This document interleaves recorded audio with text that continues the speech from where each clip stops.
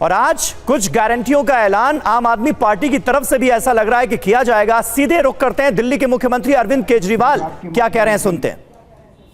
भगवंत मान साहब दिल्ली आए हैं, मैं उनका तहे दिल से दिल्ली में स्वागत भी करता हूं।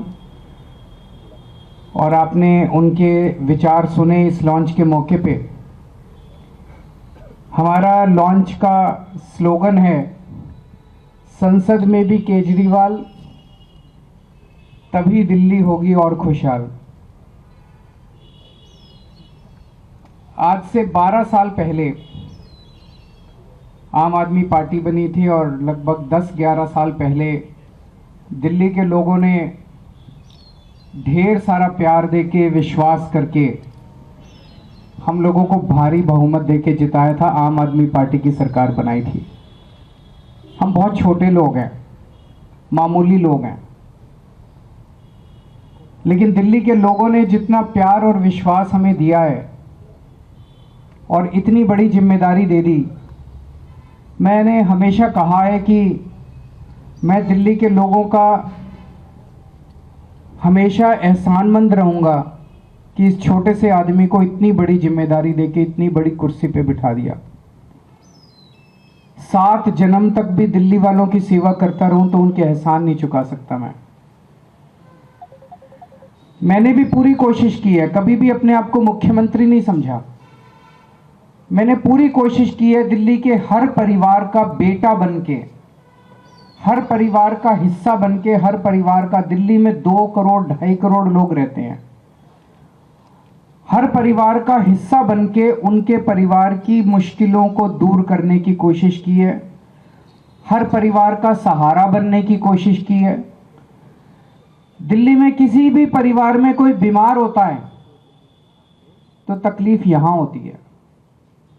मैं अभी देख रहा था 2 दिन पहले एक टीवी चैनल वाला एक बूढ़ी महिला से पूछ रहा था और वो बूढ़ी महिला कह रही थी कि केजरीवाल की वजह से मेरी जान बच गई।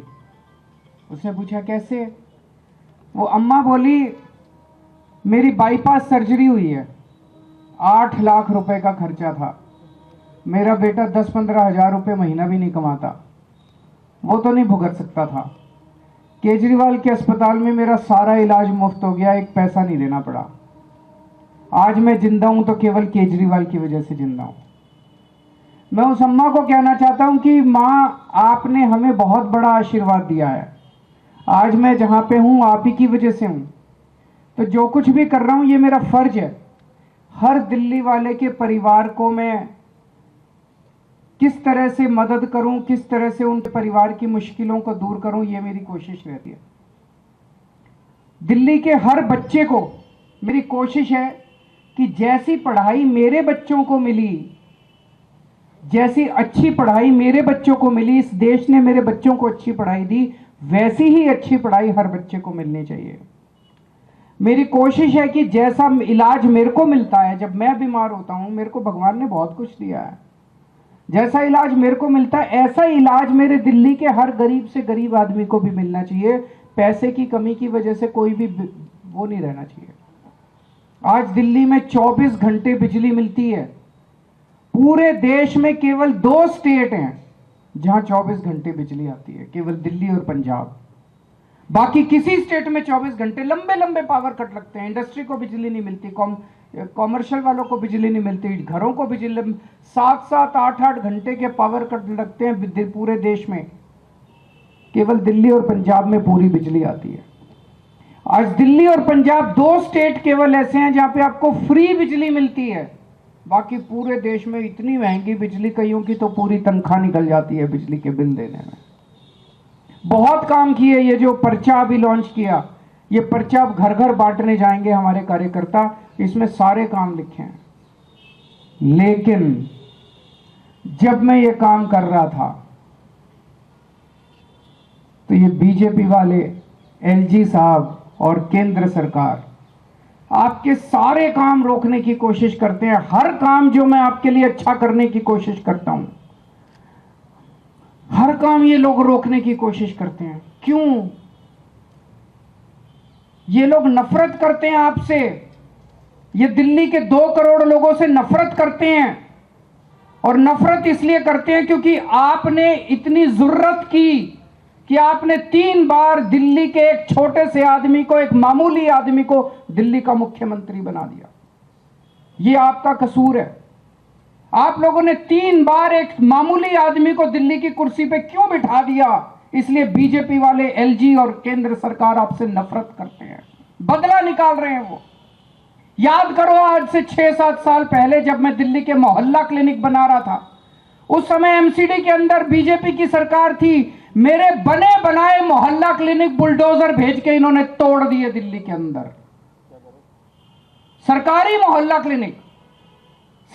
मोहल्ला क्लिनिक दिल्ली सरकार ने बनाए। एमसीडी में बीजेपी की सरकार थी, एमसीडी वालों ने बुलडोजर भेज के दिल्ली के मोहल्ला क्लिनिक तोड़ दिए। इतने गंदे लोग कौन हो सकते हैं? जब मैं दिल्ली में जगह जगह सीसीटीवी कैमरे लगा रहा था, आज फक्र है हर दिल्ली वाले को। पूरी दुनिया में, ये मैं नहीं कह रहा, फोर्ब्स मैगजीन, इंटरनेशनल मैगजीन ने 2021 में बोला है कि पूरे दुनिया के अंदर सबसे ज्यादा सीसीटीवी कैमरे की डेंसिटी दिल्ली के अंदर है।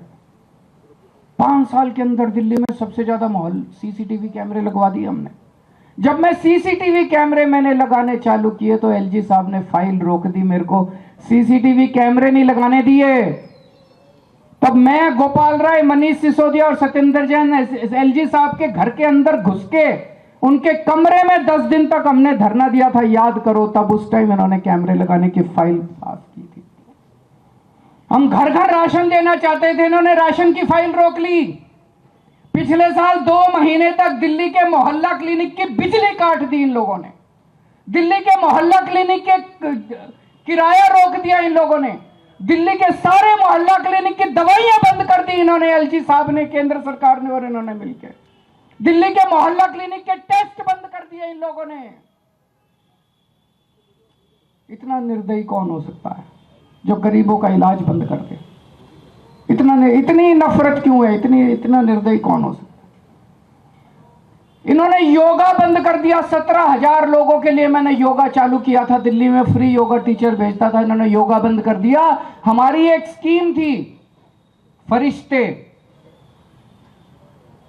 उसमें दिल्ली में अगर किसी का एक्सीडेंट हो जाए तो उसका बड़े से बड़े, महंगे से महंगे प्राइवेट अस्पताल में इलाज कराते थे, सारा इलाज मुफ्त होता था। 23,000 लोगों की मैंने जान बचाई थी फरिश्ते से। एलजी साहब ने फरिश्ते स्कीम बंद कर दी। सुप्रीम कोर्ट गया मैं, सुप्रीम कोर्ट से ऑर्डर लेके आया, दोबारा चालू कराई मैंने फरिश्ते स्कीम। आपका एक भी काम मैंने बंद नहीं होने दिया। इन्होंने बंद की, पिछली साल दवाइयां बंद की, मैंने लड़ के इनसे दोबारा चालू कराई। पिछली साल इन्होंने टेस्ट बंद किए, मैंने लड़ के दोबारा इनसे चालू कराए। मैं ये पूछना चाहता हूं, आपने 7 एमपी बनाए थे, वो 7 एमपी कहां थे जब आपकी दवाइयां बंद की जा रही थी, जब आपकी पढ़ाई बंद की जा रही थी, जब आपके योगा बंद किया जा रहा था, जब आपके अस्पतालों की दवाइयां? कहां थे ये 7 एमपी? ये तालियां बजा रहे थे। ये ताली, जब आपके घर में कोई बीमार होता है ये एमपी ताली बजाते हैं, बड़ी खुशी मनाते हैं, पार्टी मनाते हैं, दिल्ली वाले बीमार पड़ गए। जब आपके बच्चों की पढ़ाई रुकते हैं ये एमपी तालियां बजाते हैं, खुशियां मनाते हैं, पार्टी करते हैं। जब आपके बच्चे तरसते हैं किसी चीज के लिए, जब आपके घर के लोग तरसते हैं किसी चीज, ये एमपी ताली बजाते हैं। ऐसे लोगों को हमने पाल रखा है, दूध पिला रहे हैं हम ऐसे लोगों को। क्यों? जब संसद के अंदर ऑर्डिनेंस पास किया जा रहा था, दिल्ली के लोगों का हक छीना जा रहा था, कहां थे ये 7 एमपी? ये 7 एमपी तालियां बजा रहे थे। एलजी के पास जा जाके ये 7 एमपी आपके काम रुकवाते हैं। क्यों देते हैं हम ऐसे लोगों को वोट?